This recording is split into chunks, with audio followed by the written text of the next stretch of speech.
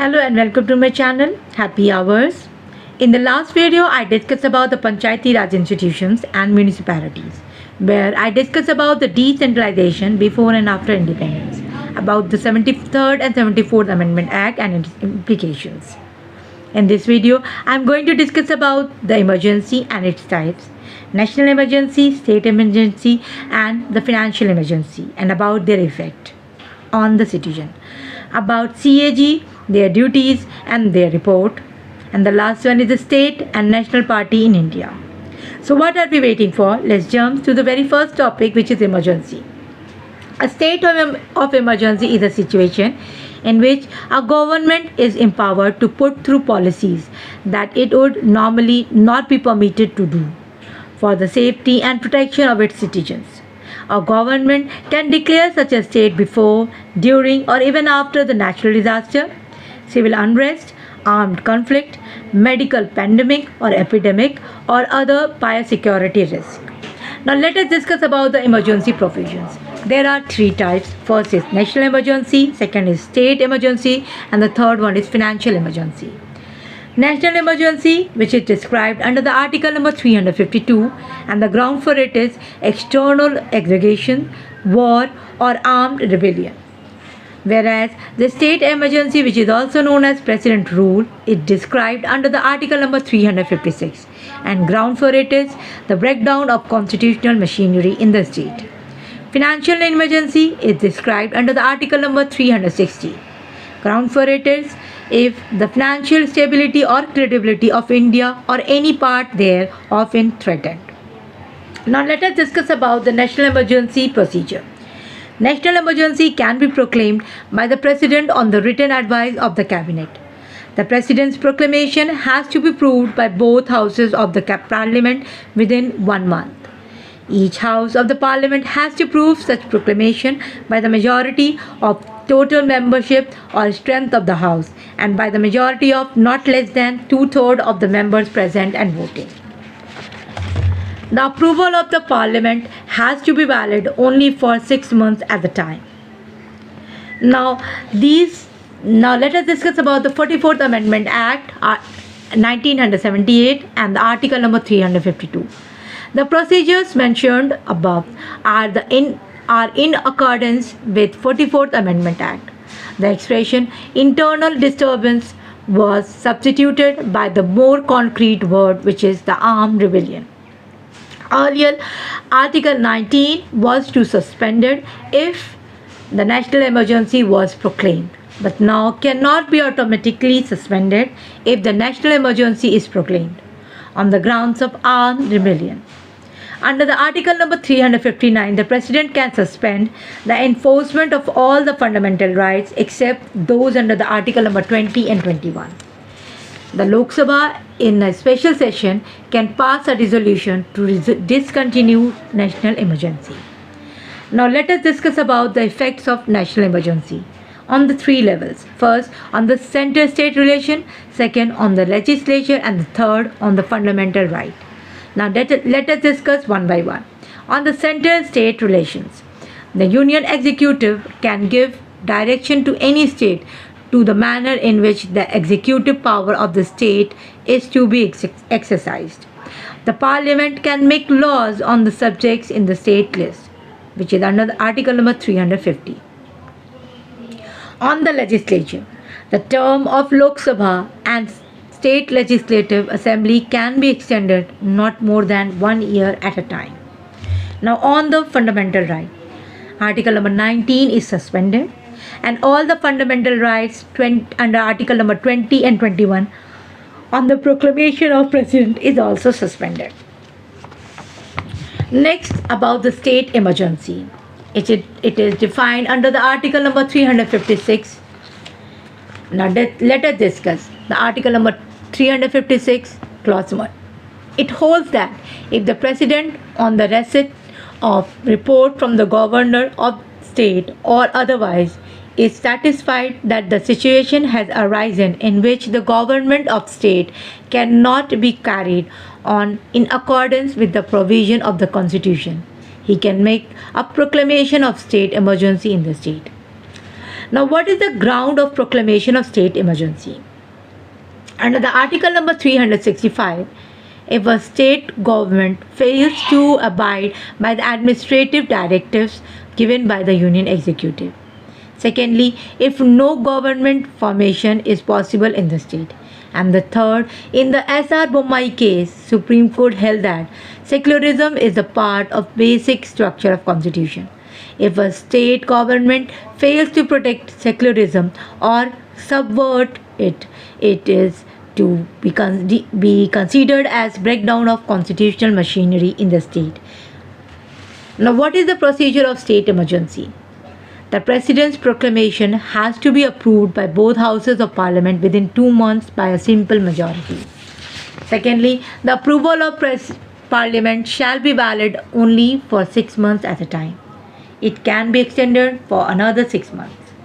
If the state emergency is to be extended beyond 1 year, it has to be under 2 conditions. First, if the national emergency is going on in the country or any part of it, and secondly, the election commission shows its inability to conduct elections in the state.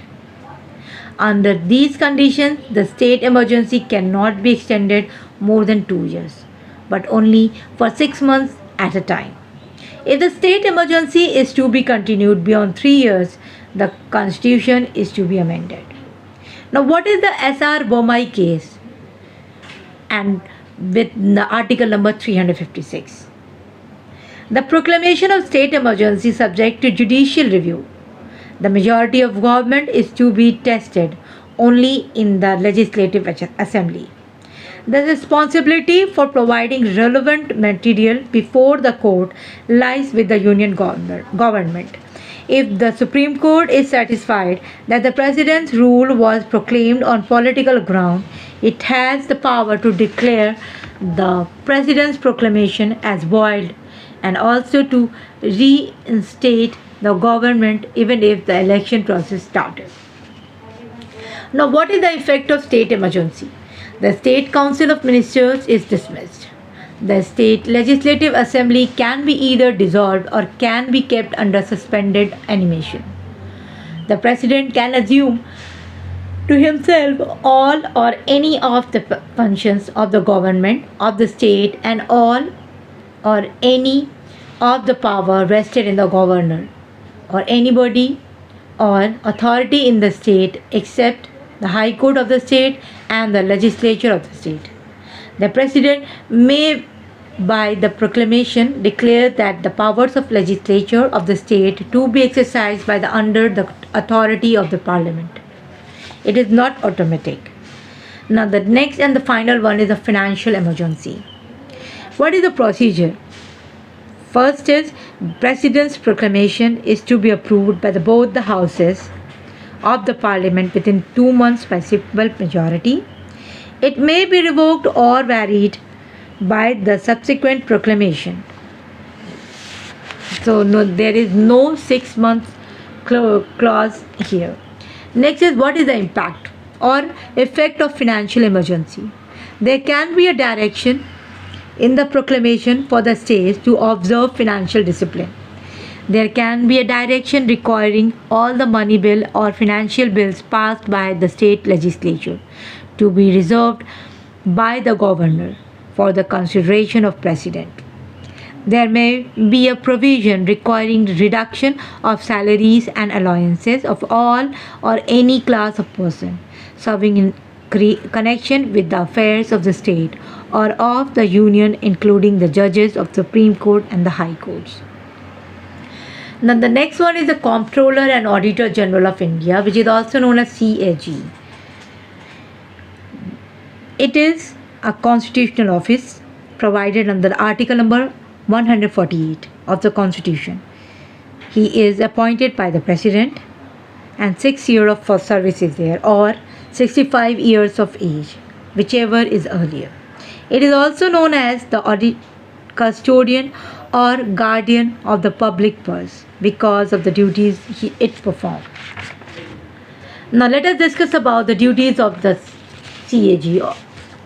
First is he audits the accounts of union, the state and the union territories having their own legislative assembly and submit report to president or the governor or the lieutenant governor as the case may be.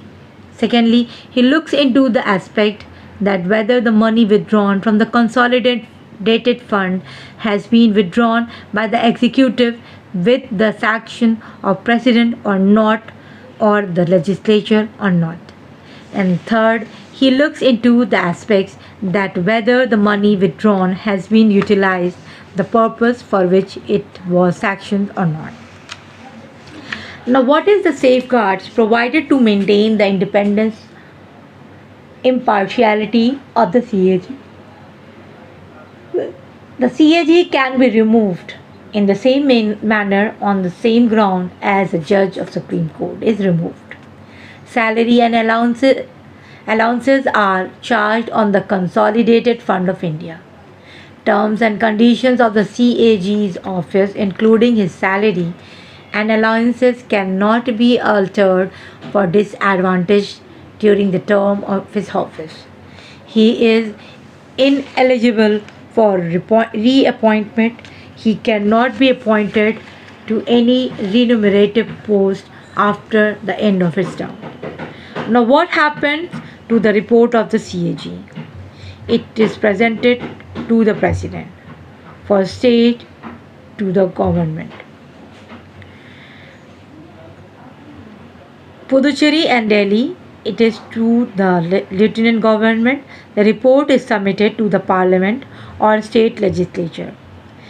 It is referred to the Public Accounts Committee and they are going to make final report. We can say that the CAG is an investigator and a magistrate who investigates and can fix responsibility without the power to punish. The next one is the state party and national party. First, what is the criteria for the recognition of a political party as a state party? If a political party gets at least 3% of the seat or 3 seats, whichever is more in the state legislative assembly. Secondly, or a political party in the Lok Sabha election gets at least 1 seat out of every 25 seats or any fraction thereof, or in a political party gets at least 6% of the ballot votes in the Lok Sabha or legislative assembly elections from the state and also wins at least 1 legislative state or 2 legislative assembly seats in the state. Or if a political party gets at least 8% of the ballot votes in the legislative assembly or legislative state elections for the state. There are 75 state political parties. Secondly, the criteria for recognition of the political party as a national party. If a political party gets at least 2%, means 11 seats of the total Lok Sabha seats from at least 3 states. Secondly, or if a political party gets at least 6% of the ballot votes or in the Lok Sabha. Now let us discuss about the last topic for today, which is the state party and the national party. First, we are going to discuss about the state party. A registered party is recognized as a state party only if it fulfills any one of the 4 conditions listed below. First, a party should secure at least 6% of the ballot votes polled in an election to the state legislative assembly and win at least 2 seats in the state assembly. Secondly, a party should secure at least 6% of the ballot votes polled in an election to Lok Sabha and win at least 1 seat in the Lok Sabha. A political party in the Lok Sabha election gets at least 1 seat out of every 25 seats or any fraction thereof. If a political party gets at least 3% of the seat or 3 seats, whichever is more in the state legislative assembly. If a political party gets at least 8% of the ballot votes in the Lok Sabha or legislative assembly elections for the state. And there are total 75 state parties. Now let us discuss about the national party. What are the conditions to be known as the national party? First, if a political party gets at least 2% of 2% or 11 seats of the total Lok Sabha seats from the at least 3 states, or if a political party gets at least 6% of the valid votes in the Legislative Assembly or Lok Sabha election in the 4 states and also wins 4 Lok Sabha seats, or if a political party is recognized as the state party in at least 4 states. Now, how many national parties in India? There are 6 national parties in India. First is the BJP, second is the Congress, next is the Aam Aadmi Party, then the Bahujan Samaj Party, CPIM and NPP. By this I am concluding my video.